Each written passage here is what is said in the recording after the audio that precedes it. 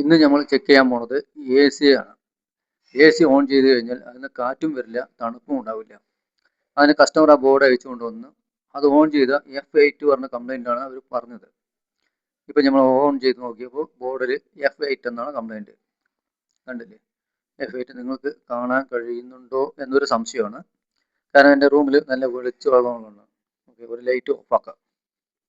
Light ഓഫാക്കി F8 എന്ന് പറഞ്ഞിട്ട് ഓൺ ചെയ്ത ആ സ്പോട്ടിൽ തന്നെ F8 എന്ന് പറയും. അപ്പോൾ ഇൻഡോർ യൂണിറ്റും വർക്ക് ആവത്തില്ല, ഔട്ട്ഡോറും വർക്ക് ആവത്തില്ല. ഫാൻ ഇങ്ങനെ ഇത് ബ്ലിങ്ക് ചെയ്തുകൊണ്ടേയിരിക്കും. എ സി ഉണ്ടോ എന്ന് ചോദിച്ചാൽ വീട്ടിൽ എ സി ഉണ്ട്, പക്ഷെ അതുകൊണ്ട് ഗുണമില്ല.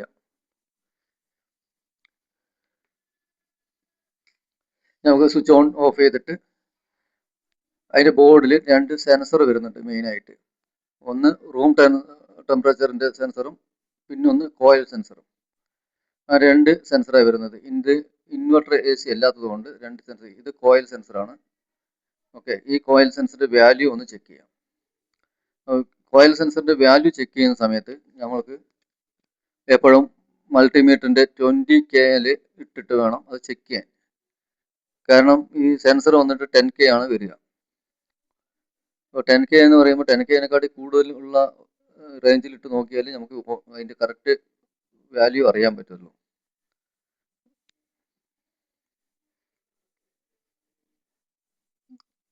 പക്ഷെ അതിൻ്റെ വാല്യൂ വന്നിട്ട് 0.02 ആണ് കാണിക്കുന്നത്, റോങ് ആണ്. അപ്പോൾ ഈ കോയിൽ സെൻസർ കംപ്ലൈൻ്റ് ആണ്. ഒന്നും കൂടി കൺഫേം ആക്കാം.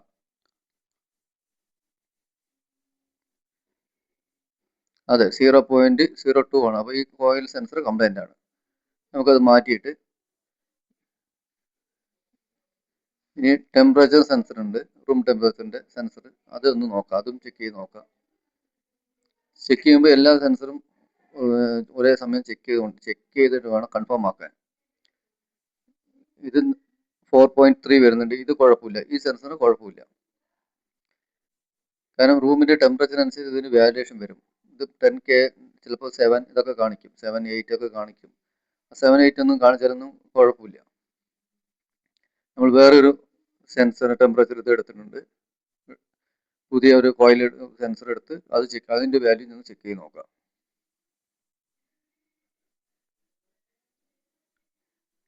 അത് എത്ര വാല്യൂ വരുന്നു നോക്കാം.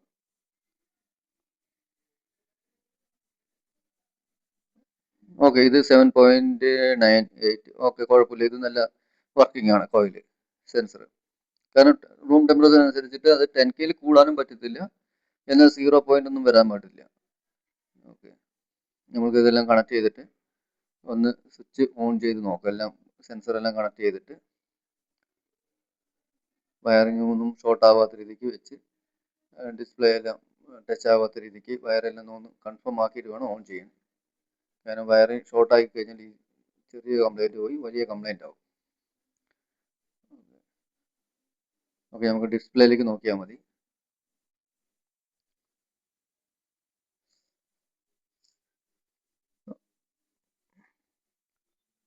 ഓക്കെ, ഓൺ ചെയ്തു. അതിൻ്റെ മാനുവൽ സ്വിച്ച് ഓൺ ചെയ്തപ്പോഴാണ് വർക്ക് ചെയ്തത്. കാരണം നമ്മൾ കോയിൽ സെൻസർ അയച്ചത് കൊണ്ട് രണ്ടാമത് ഓൺ ചെയ്യുമ്പോൾ ഒന്നുമില്ലെങ്കിൽ റിമോട്ടിൽ അല്ലെങ്കിൽ മാനുവൽ സ്വിച്ച് ഓൺ ചെയ്യണം. ഇപ്പോൾ 24 കാണിക്കുന്നുണ്ട്, ഇപ്പോൾ നോർമലാണ്.